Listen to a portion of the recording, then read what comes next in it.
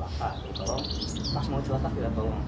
Juga sama, kita teman kita pergi dan ada yang serang, ada yang blok, ada yang tengah, kita nolong, jangan kita sudah begini baru diambil.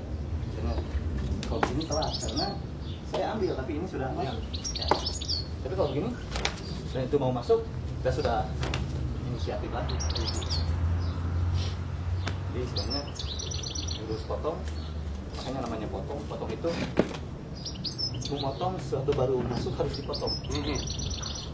Sesuatu baru keluar langsung dipotong jalan juga ya, harus di stop. Seperti belum baru keluar sudah langsung potong.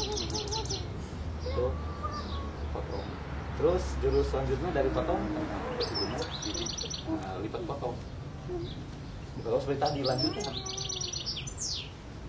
Tapi kalau lanjutan dari ini usahakan harus lebih pendek, tidak begini. Karena kalau saya begini, nah bisa di blok, bisa di blok. Karena tahu pasti keluar yang lain. Nah oleh karena itu harus begini. Seperti ini yang mau keluar, padahal ini keluar. Karena refleks orang pasti kalau ini masuk tuh, ya. Makanya harus dilipat. Masuk yang ketiga dengan timing yang sama. Jangan lurus, jangan sama begini. Jangan sama seperti masih blok atau masih blok. Tapi kalau begini, ya.